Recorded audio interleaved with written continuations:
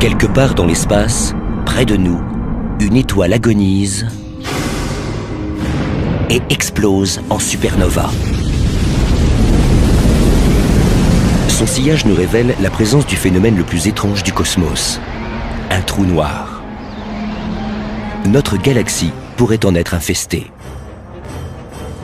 Et récemment, les scientifiques ont relevé les traces de trous noirs dont la puissance et les dimensions bouleversent les estimations. Au centre de cette grande galaxie, on ne le voit pas, mais c'est un trou noir d'une masse d'1 milliard de soleils. Aujourd'hui, les astronomes parviennent à étudier ces objets plus en détail. Les études révèlent que ces événements cataclysmiques dépassent de loin ce que nous sommes capables d'imaginer. Notre esprit les envisage comme des phénomènes éloignés. Mais qu'adviendrait-il si un trou noir frappait à notre porte cosmique ? Deux équipes de scientifiques, l'une européenne, l'autre américaine, se livrent une course effrénée pour être la première à observer le cœur d'une galaxie. Une formidable expérience, inédite à ce jour, va permettre aux astronomes d'entrevoir l'intérieur d'un trou noir pour la première fois, afin de savoir ce que cache l'antre des monstres de la galaxie.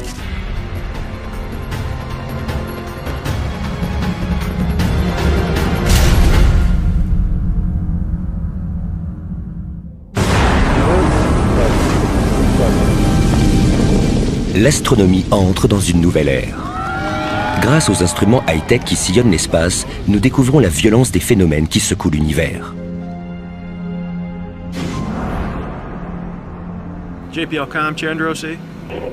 Dans les galaxies lointaines, les astronomes ont observé comment des événements surpuissants ébranlaient l'espace-temps.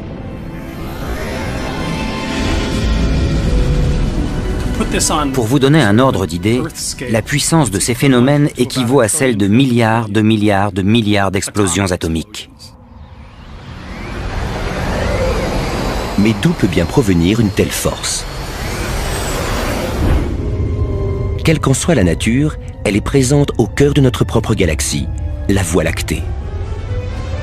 Les scientifiques sont désormais convaincus qu'il s'agit du phénomène le plus puissant de l'univers. Pourtant, il n'émet pas de lumière. C'est un trou noir, une courbure critique de la trame espace-temps dont l'existence a d'abord été suggérée par les équations d'Albert Einstein. Mais ce dernier n'a jamais voulu croire que la nature ait pu engendrer un tel phénomène.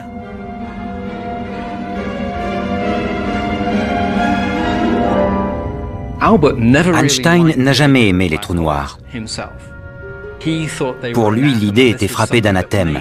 Elle était tout simplement inconcevable. La nature ne pouvait pas permettre un enchevêtrement infini de l'espace-temps. Les trous noirs sont d'étranges monstres de l'univers. Si étranges qu'ils ont failli être bannis de la réalité. Le fait que les équations témoignent de leur présence ne prouve pas qu'ils existent dans notre univers. Les premières indications sur la présence d'un phénomène étrange et puissant caché au centre de notre galaxie sont apparues il y a 75 ans, lorsque les premiers radiotélescopes ont enregistré un sifflement continu.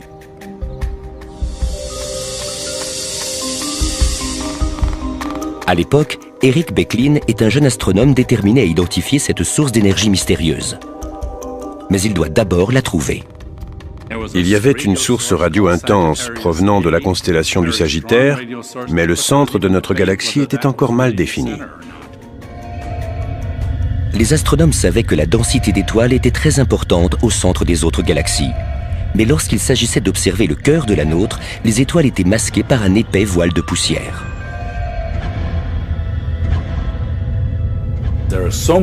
La poussière est si dense que le centre de la Voie lactée nous semble opaque. Les télescopes les plus puissants ne parviennent pas à distinguer les étoiles qui s'y trouvent. Mais Becklin savait que la lumière infrarouge, invisible à l'œil nu, était capable de nous parvenir, car sa longueur d'onde est légèrement plus importante. Les radiations infrarouges percent les nuages de poussière. Les particules de matière chevauchent les ondes en quelque sorte. Dans les années 1960, Becklin achète un détecteur infrarouge à un fournisseur d'armement et l'adapte à un télescope. C'était au mois d'août 1966, par une nuit superbe. Le détecteur infrarouge nous permettait de voir de plus en plus d'étoiles. À chaque nouvel astre, le signal s'intensifiait. Plus nous nous rapprochions du centre galactique, plus il y avait d'étoiles. C'était la première fois que nous percions les nuages de poussière. Soudain, le signal est monté brutalement et il est retombé. J'ai su immédiatement que nous avions atteint le centre de la Voie lactée et que j'étais le premier à avoir observé les étoiles au cœur même de notre galaxie. Eric Becklin venait de découvrir le cœur de la Voie lactée, l'emplacement exact de la source d'énergie mystérieuse. Mais sa puissance formidable ne pouvait provenir d'une étoile ordinaire. Pour les scientifiques, la seule interprétation plausible était celle qu'Einstein avait réfutée, un objet qui défiait toute explication.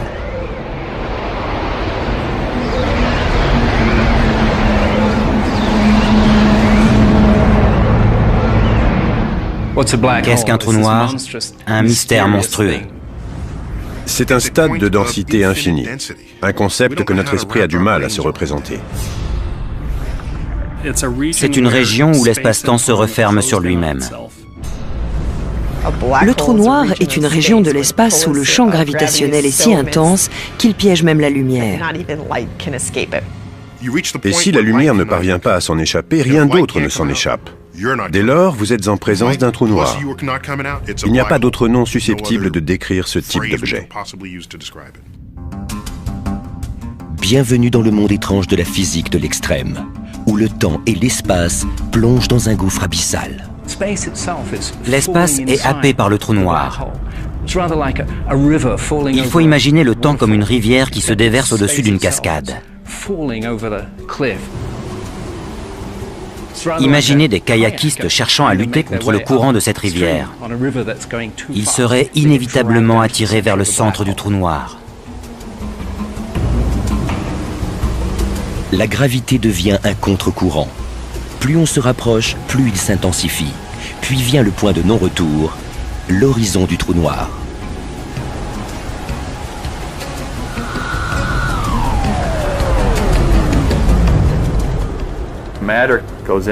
La matière est happée par le trou noir avant d'être engloutie dans une région où l'espace-temps est enchevêtré à l'infini.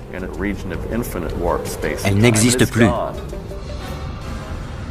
Rien ne survit à une rencontre avec un trou noir. Le trou noir l'emporte à chaque fois. La force de ses marées gravitationnelles déchire la matière et l'engloutit.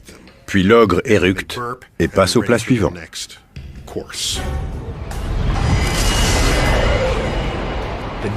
À proximité d'un trou noir, la gravité nous aspire par les pieds. Notre corps est distendu et finit par rompre. Les forces de marée gravitationnelle s'intensifient au point de surpasser les forces moléculaires qui composent notre corps. Un corps happé par un trou noir est étiré le long de l'espace-temps.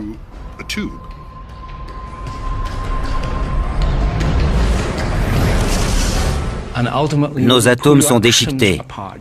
Nous sommes spaghettifiés en quelque sorte.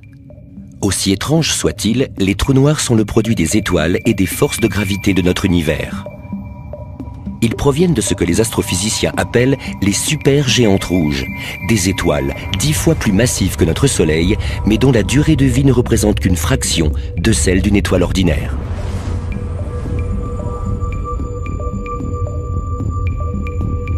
Au cœur de la supergéante, l'effondrement gravitationnel accroît la température, qui atteint 100 millions de degrés Kelvin. L'hélium et le carbone fusionnent pour donner des éléments plus lourds comme l'oxygène, le silicium et le soufre.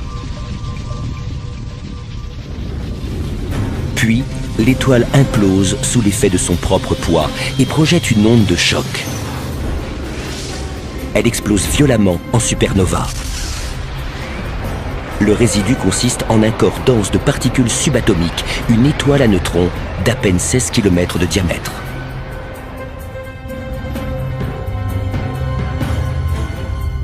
La matière est si dense qu'une cuillère à café d'étoiles à neutrons pèse environ 1 milliard de tonnes. À terme, la pression gravitationnelle devient si importante que les neutrons eux-mêmes sont comprimés. L'effondrement est inéluctable.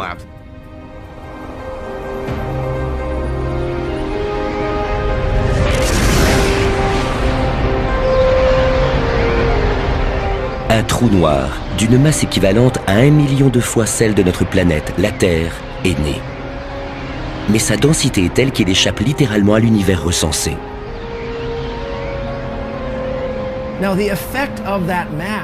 L'effet de cette masse est toujours présent dans notre univers.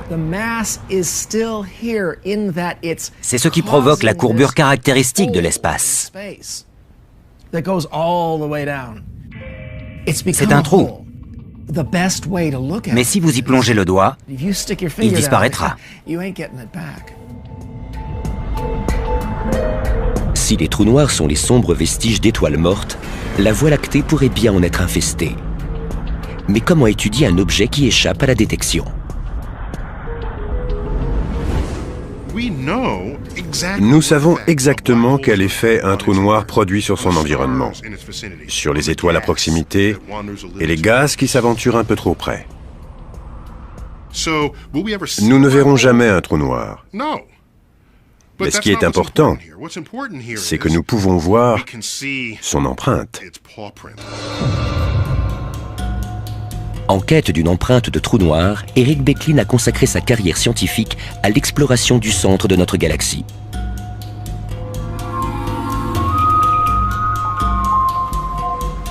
La Voie lactée est un gigantesque disque en spirale qui abrite plus de 100 milliards d'étoiles. Notre Soleil est situé à la périphérie de ce disque, dans une banlieue paisible. Pour ses recherches, Becklin scrute le cœur de notre galaxie, où sévissent les événements les plus violents. Mais pour mener à bien la dernière étape de son projet, il fait appel à une étoile montante de l'astronomie. André Haguez est convaincu que pour trouver un trou noir, il faut traquer les étoiles qui s'activent autour du noyau galactique. La question de savoir si le cœur de notre galaxie abrite ou non un trou noir supermassif a été posée il y a une trentaine d'années. Pour en avoir le cœur net, il faut observer l'orbite des étoiles qui sont dans cette région.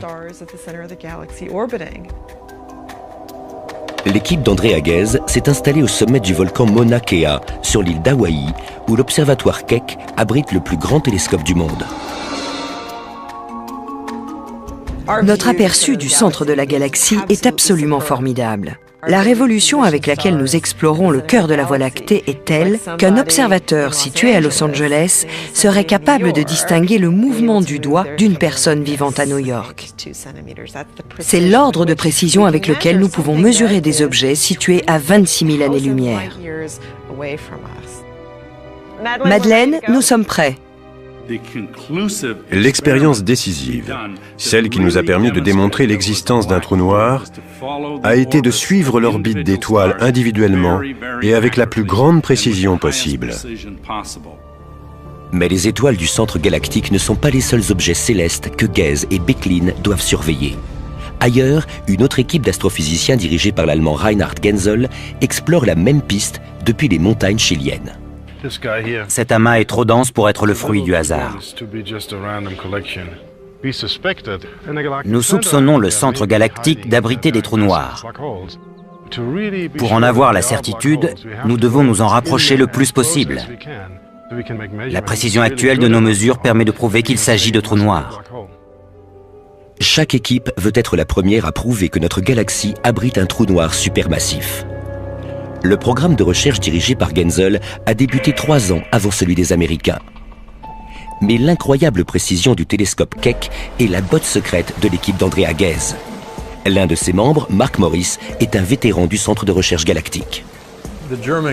Le groupe allemand avait déjà avancé sur le centre galactique au moment où nous nous sommes lancés dans l'aventure.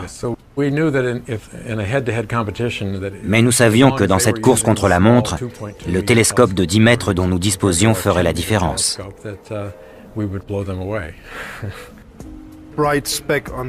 Cette tache lumineuse au sommet de cette image est l'étoile qui nous a mis sur la piste du trou noir. La nouvelle était formidable, mais il fallait compiler 5 années de données avant de pouvoir observer le mouvement des étoiles. Quel type de monstre cosmique peut bien attirer les étoiles? Voici le centre de notre galaxie sur notre carte. On observe qu'un vaste amas d'étoiles orbite dans cette région. En gros, nous commençons par prendre une image sur laquelle se trouvent toutes les étoiles. Quelque temps plus tard, nous reprenons un cliché identique pour comparer leur position. Ce second cliché a été déterminant car il nous a confirmé que les étoiles avaient bougé. La première étape consiste à mesurer la gravité de l'objet afin d'en déterminer la taille. Ici, nous avons donc un trou noir. Plus il est massif, plus sa force d'attraction est importante, et plus les étoiles s'en approchent, plus leur vitesse s'accélère. Nous mesurons donc la vitesse de ces étoiles pour déterminer la masse du trou noir. Les performances accrues du télescope d'Andrea font la différence. L'objet en question pèse 3 millions de fois le poids de notre Soleil. Mais cela ne prouve pas qu'il s'agit d'un trou noir. Ce pourrait être un amas d'objets plus petits. Pour l'équipe allemande, il est temps de rivaliser à armes égales. Sur les cimes des montagnes du Chili, le VLT, le très grand télescope, vient d'ouvrir ses portes. Cet observatoire ainsi que celui de Keck à Hawaï sont équipés de technologies révolutionnaires. Auparavant, les deux équipes dépendaient d'ordinateurs pour localiser les étoiles à travers les turbulences de notre atmosphère. Mais à présent, elles vont pouvoir bénéficier de l'optique adaptative qui utilise un puissant rayon laser pour éviter les turbulences.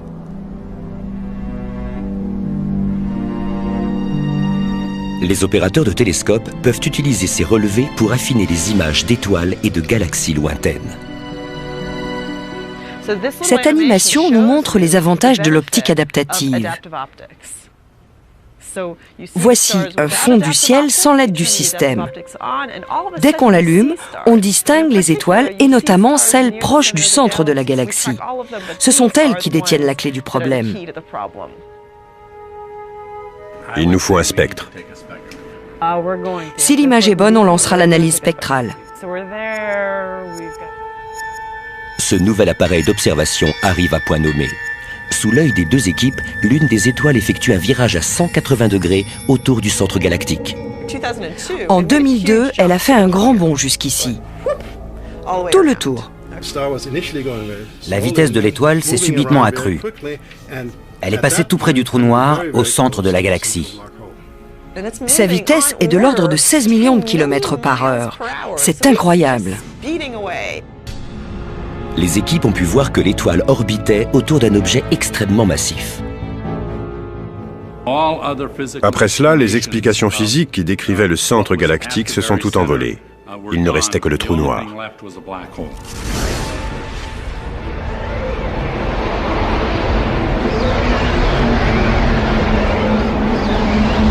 Pour les astronomes du monde entier, la preuve est convaincante.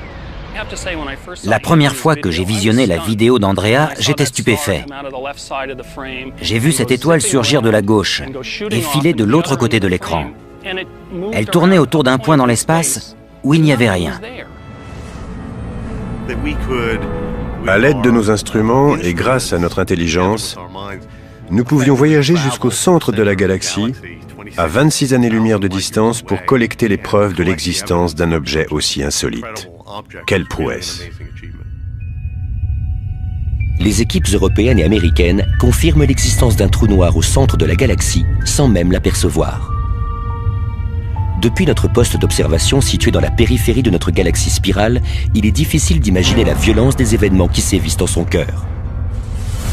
Plus on se rapproche du centre, plus la densité augmente.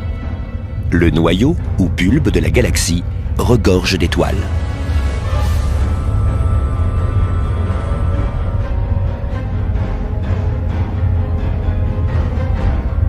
Cette région ressemble à une autoroute à l'heure de pointe, saturée d'astres qui filent dans toutes les directions.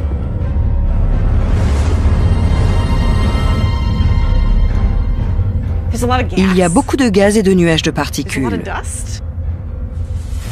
C'est la région la plus dense de notre galaxie. Il y a une formidable densité d'étoiles. Nous ne pourrions pas survivre dans cet environnement bombardé de radiations ultraviolettes et de rayons X, où les nuages de gaz entrent en collision. C'est un milieu très hostile. Les astronomes comme Reinhard Genzel et André Haguez ont tracé la cartographie des lieux. Ils ont marqué les repères à la suite de recherches dans tout le spectre de la lumière, des ondes radio aux rayons X. À proximité du centre, le paysage est parsemé de résidus de supernovas et de nuages tourbillonnants. Mais les observations effectuées dans cette région révèlent à No Man's Land une zone nettoyée par un appétit vorace, tapi dans l'obscurité.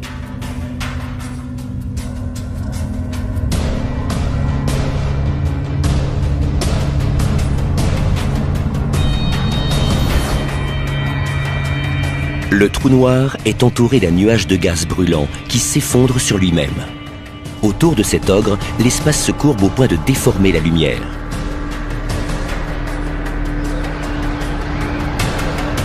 Aussi curieux que cela puisse paraître, la gravité d'un trou noir supermassif est si étendue que nous pourrions être engloutis et survivre quelques instants. Lors de la descente finale, vous seriez happé par l'horizon sans vous en rendre compte, car votre masse est infime comparée à celle du trou noir. Imaginons que nous chutons à l'intérieur de l'horizon d'un trou noir, c'est-à-dire l'endroit où l'espace se déplace plus vite que la lumière. Nous plongeons dans l'abysse du monstre, mais puisqu'il s'agit d'un trou noir en rotation, ce qui est toujours le cas, la force centrifuge ralentit notre chute. Grâce à une simulation informatique basée sur les équations d'Einstein, nous pouvons visualiser la scène. Lors de la progression vers le cœur du trou noir, nous abordons l'horizon interne, une impasse qui piège la lumière et l'énergie. Lorsque nous atteignons l'horizon interne, la lumière est d'une clarté infinie. Toute cette matière prisonnière tente de s'extirper de l'horizon interne du trou noir. Si nous devions tomber dans un trou noir, nous serions tout simplement vaporisés. La mort serait inéluctable.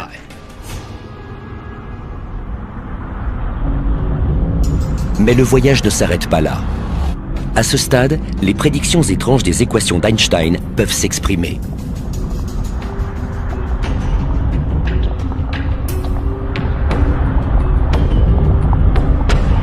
Un passage s'ouvre, un tunnel à travers le tissu spatio-temporel que l'on appelle un trou de verre. Nous sortons à travers une issue insolite que les physiciens appellent une fontaine blanche. C'est alors que les lois complexes de la gravité extrême s'inversent.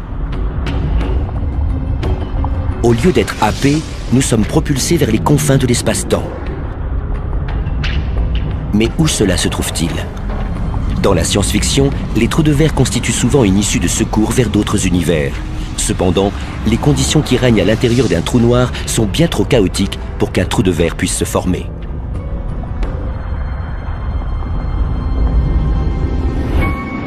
Le trou noir du cœur de notre Voie lactée est un mystère à lui seul. Est-ce un phénomène répandu ou notre galaxie est-elle une anomalie ? Afin d'en avoir le cœur net, les scientifiques ont mis sur pied un vaste projet destiné à traquer les galaxies à travers l'univers, dans l'espoir de déceler des trous noirs supermassifs. Depuis l'observatoire d'Apache Point au Nouveau-Mexique, les astronomes explorent de grandes galaxies situées parfois à 1 million d'années-lumière de la Terre. Pour les aider dans leur travail, ils marquent les emplacements exacts des galaxies dans le ciel nocturne en perçant des trous dans des plaques d'acier. Dans un second temps, ils branchent des capteurs à fibre optique dans les trous. Chaque nuit, les plaques permettent de capturer la lumière émise par des centaines de galaxies. Les astronomes sont à la recherche d'une signature spécifique provenant du cœur de l'une d'entre elles, celle d'un tourbillon de gaz brûlant happé par un trou noir.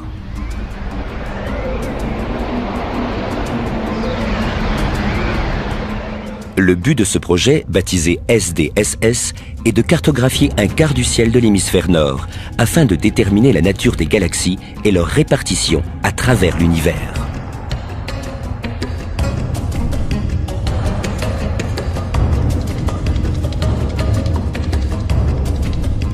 Sur les 125 milliards de galaxies qui composent l'univers visible, plus d'1 million ont déjà été analysées.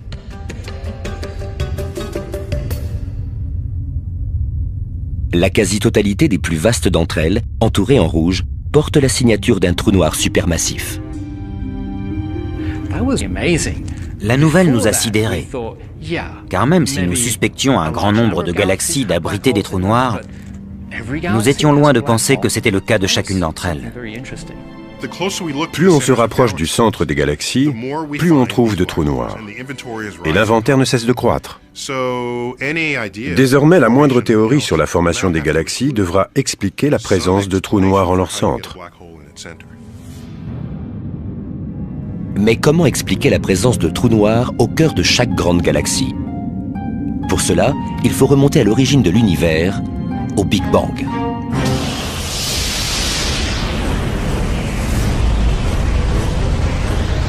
L'univers se déploie dans une formidable explosion d'énergie et de matière. Le Big Bang fournit les ingrédients de base, l'hydrogène, l'hélium et les éléments traces. Ces ingrédients forment une soupe primordiale que l'on remue. Et ce sont les forces gravitationnelles qui remuent la soupe. Au terme de milliards d'années, elles façonnent l'univers comme une toile d'araignée constituée de gaz et de galaxies. Sur cette toile, la gravité favorise l'accrétion de nuages de gaz primordiaux. Au fil de dizaines de millions d'années, les nuages d'hydrogène se combinent et deviennent plus denses.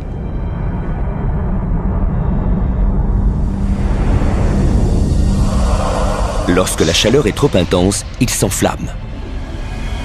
Les premières étoiles voient le jour. Elles sont gigantesques, des centaines de fois plus massives que notre Soleil. Elles se consument rapidement et explosent en supernova.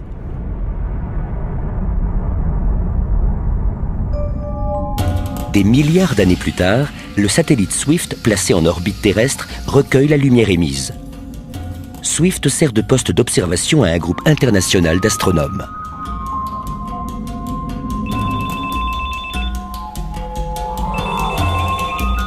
30 secondes après avoir détecté un faisceau de lumière, il envoie une alerte électronique par courriel et téléphone mobile. Ici Adam Lackford. Nous avons une détection de rayons gamma. Je vous retrouve à l'observatoire. Les astronomes se ruent sur leur télescope. La rapidité est un facteur vital. Ils doivent capter le faisceau s'ils veulent approfondir le mystère qui entoure ces phénomènes lointains.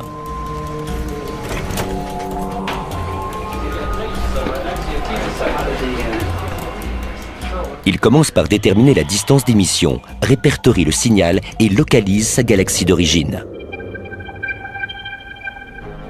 On fait pivoter le dôme. Après l'analyse de la lumière, ils parviennent à capter les signatures distinctes de trous noirs en formation. Les plus distants appartiennent à la première génération d'ogres de l'espace.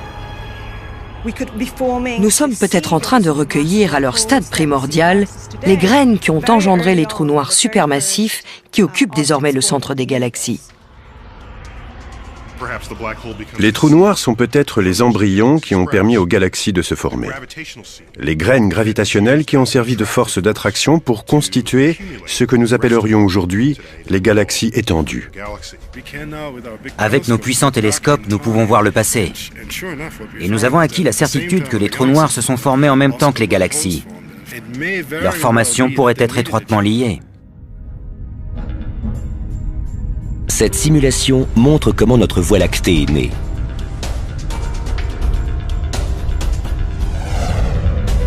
Elle se forme sur plusieurs milliards d'années à partir de la collision et de la fusion d'un essaim de galaxies plus petites.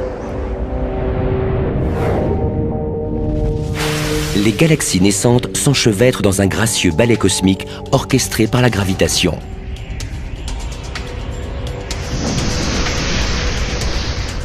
Si une autre galaxie se rapproche trop près, elle engendre de nouveaux effets gravitationnels. Ce qui a débuté par un balai majestueux d'orbites stellaires au cœur de chaque galaxie se transforme en maelstrom.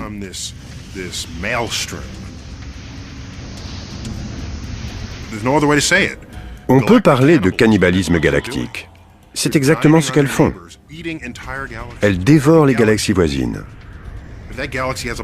Mais si un trou noir occupe déjà le centre d'une galaxie, il se frayera un chemin jusqu'au cœur de celle qui vient de l'engloutir pour en accroître la taille globale.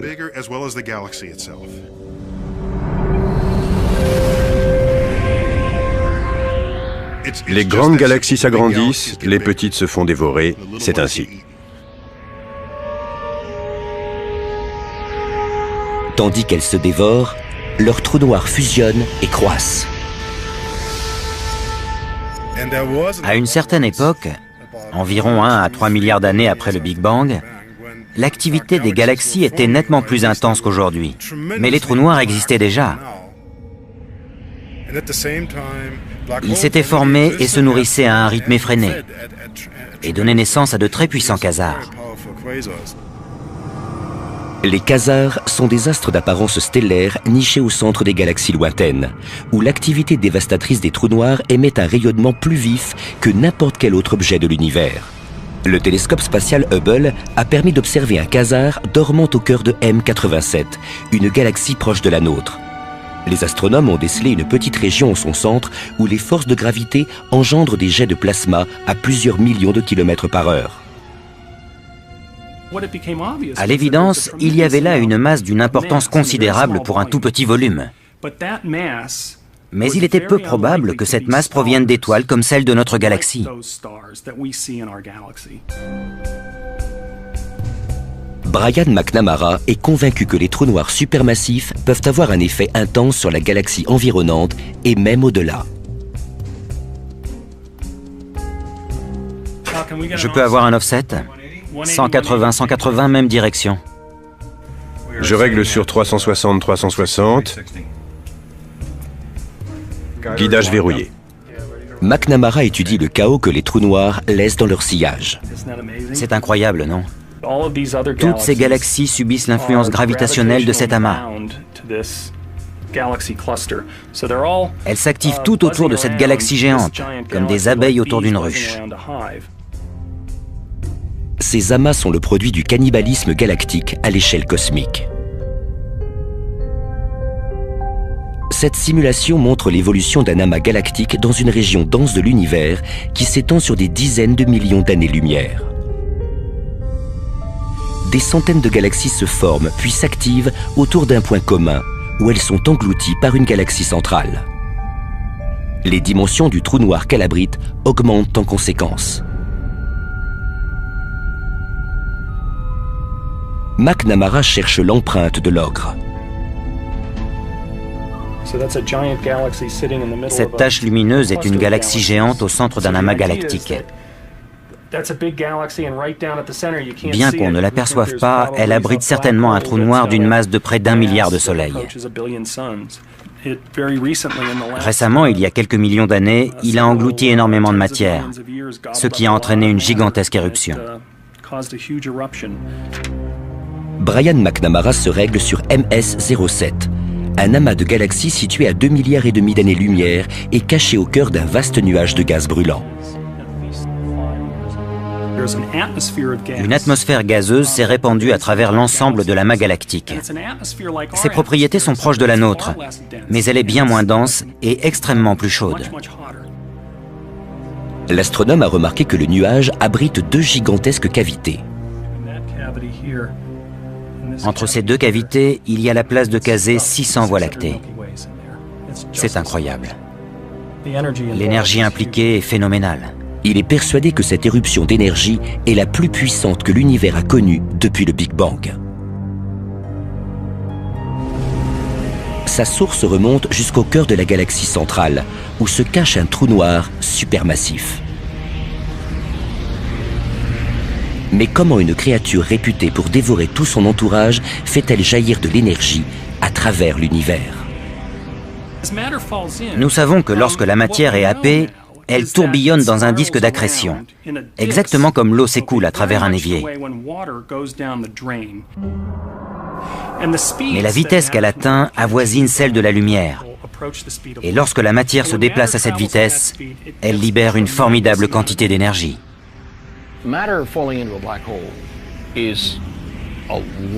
La matière qui tombe dans un trou noir constitue une forte densité pour un espace très réduit.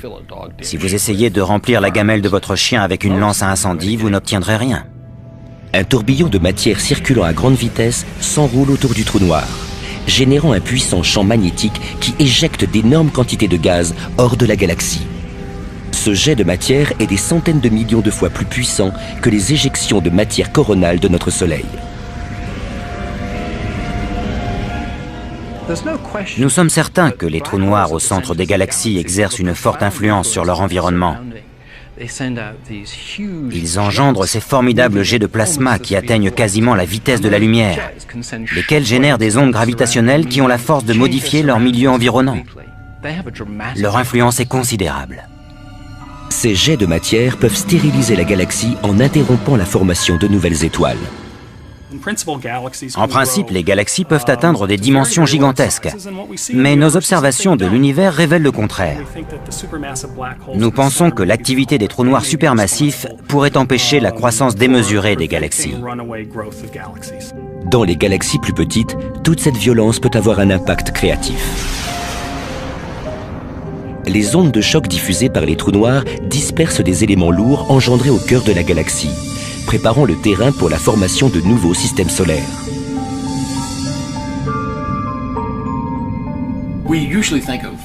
Nous assimilons souvent les trous noirs à une poubelle divine, alors qu'il s'agit d'acteurs à part entière de la scène galactique. Si l'ogre de la Voie lactée a contribué à la formation de notre système solaire, est-il possible qu'il nous engloutisse à notre tour? Tout dépend de son régime alimentaire. Lorsque les trous noirs supermassifs entraînent un rayonnement au cœur des galaxies, c'est qu'ils sont en train d'engloutir d'énormes quantités de matière dans leur environnement. Le trou noir de notre galaxie a probablement jeûné pendant des années. Mais en 1999, le télescope spatial Chandra a détecté un puissant signal provenant du centre de la Voie lactée. Station 3-4, vous m'entendez? Juste pour vous dire qu'il nous reste 18 minutes de compte à rebours.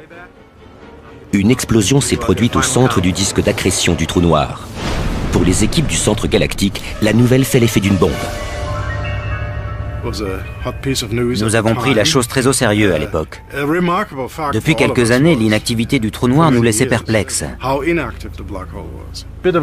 Ce qui est troublant, c'est le nombre d'étoiles bleues de ce côté.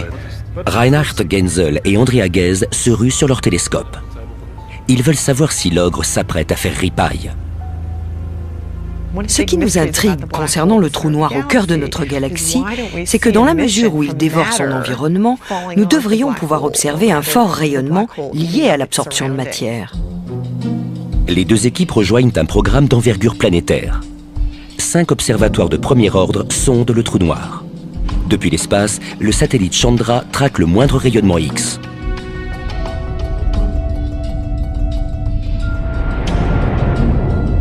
Reinhard Genzel se rend à l'Observatoire européen du VLT, sur les hauts plateaux du Chili, tandis qu'Andrea Ghez rejoint le Keck au sommet du volcan Mauna Kea à Hawaï.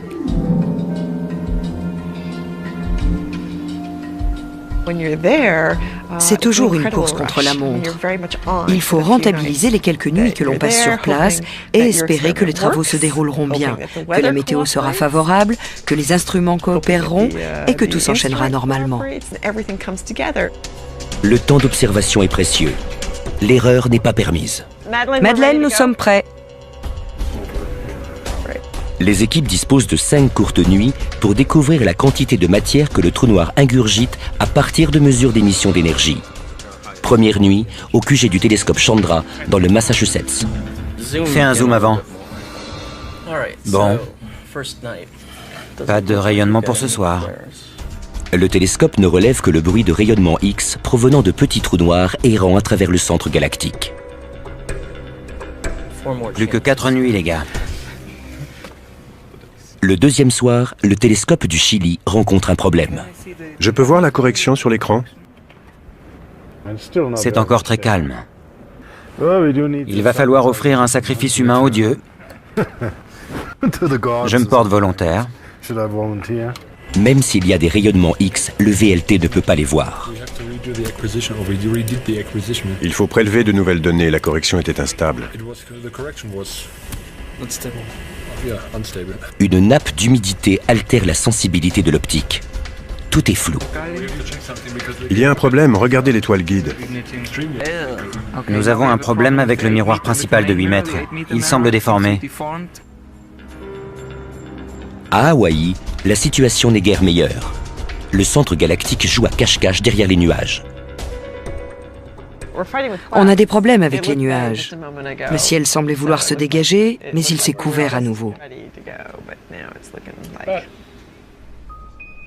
Mais le troisième soir, C'est un rayonnement?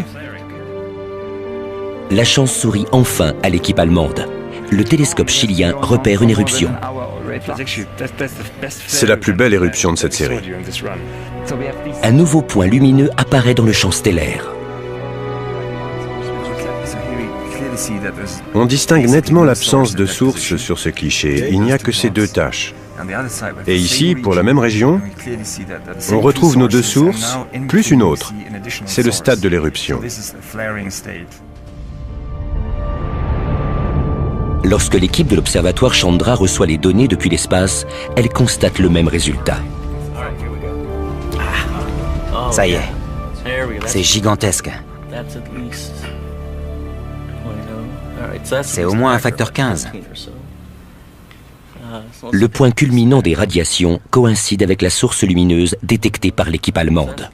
Nous attendons des nouvelles de nos collègues. Mais ils sont basés plus à l'ouest et le soleil ne s'est pas encore couché. Les étoiles du centre de la galaxie n'ont pas encore investi le ciel hawaïen. André Aguez a manqué l'éruption. Cette attente me rend dingue. Mais la nuit suivante, sa patience est enfin récompensée. Cette image me plaît beaucoup plus.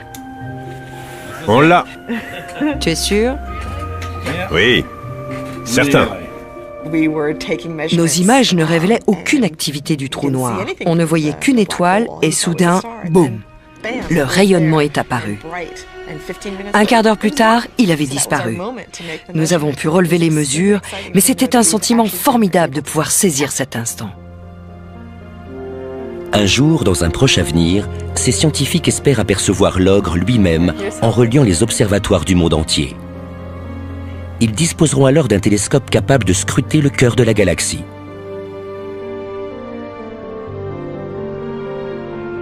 Ils verront alors un spectre obscur, cerné de rayons lumineux.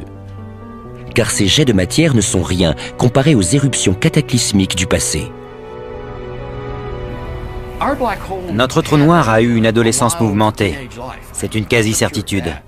Elle a été ponctuée de formidables jets de matière. C'était le bon vieux temps. À présent, il a rejoint l'hospice de vieillards de la galaxie.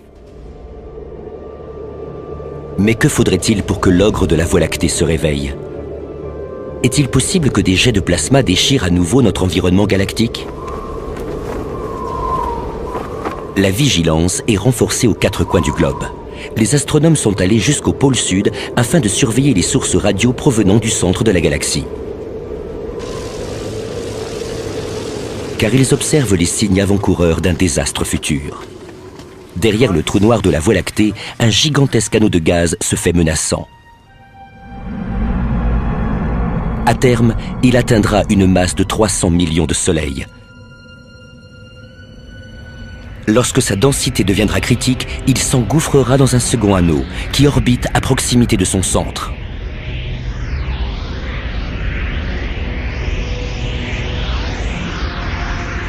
Ce dernier se condensera en nuages géants, donnant naissance à une myriade de jeunes étoiles.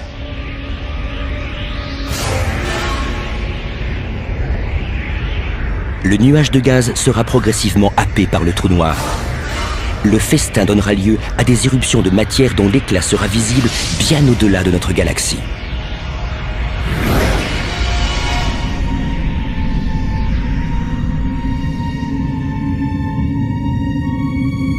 La Voie lactée survivra à ces agapes du futur. Mais elle risque fort de succomber à une autre menace plus éloignée dans le temps, le cannibalisme galactique.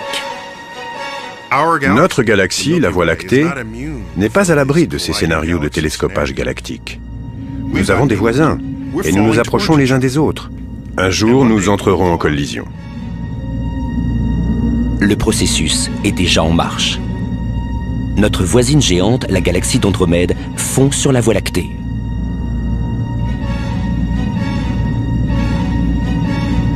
Les scientifiques connaissent les dimensions et les trajectoires de ces deux galaxies. S'appuyant sur les lois de la gravité, ils peuvent simuler ce choc de titans.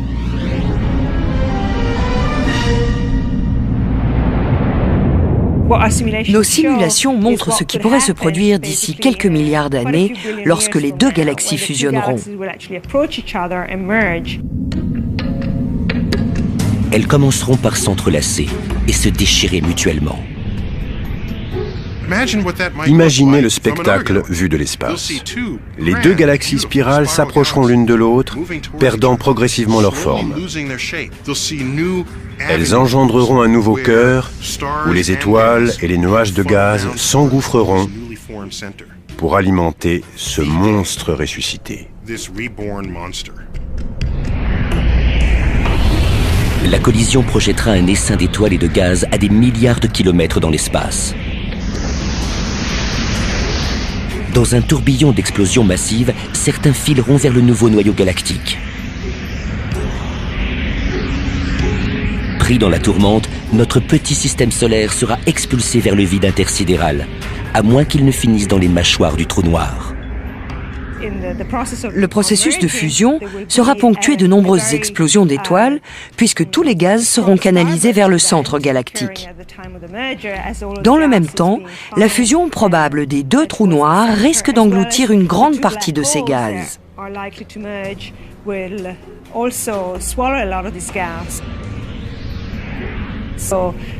Le trou noir de notre Voie lactée émettra une telle quantité d'énergie qu'il libérera à nouveau tous les gaz alentours par un jet dont la vitesse avoisinera celle de la lumière. La Voie lactée sera anéantie. Mais qu'adviendra-t-il du trou noir en son centre? Il fusionnera avec celui d'Andromède.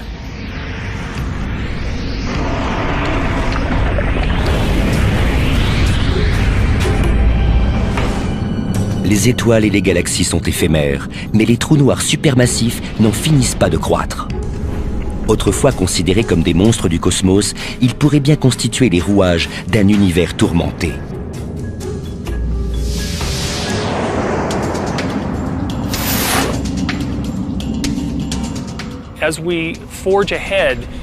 Dans la quête que nous menons pour comprendre les origines du cosmos et la répartition de la matière à travers l'univers, nous ne pouvons négliger l'importance des trous noirs, car ils semblent jouer un rôle fondamental à une échelle gigantesque. Les trous noirs ne se contentent pas de façonner le paysage dans lequel ils sont ancrés. Ils y engendrent des ravages. Ce sont des ogres affamés qui déforment et engloutissent les gaz interstellaires des noyaux galactiques et envoient promener les étoiles ici et là. Ils libèrent une énergie qui anéantirait toute vie alentour. Tout cela rend le centre des galaxies plutôt intéressant. Les trous noirs sont un peu le sel de l'univers. Ils jouent un rôle essentiel dans l'évolution des objets qui illuminent notre ciel nocturne. Invisibles, ce sont les ombres secrètes qui se cachent derrière la valse des galaxies. Aujourd'hui, les scientifiques nous font entrevoir une silhouette au contour indécis, qui, il y a bien longtemps, dévastait notre galaxie et façonnait l'univers tel que nous le connaissons. Pour le moment, l'ogre se repose en silence. Mais qui peut dire quand il ressurgira ?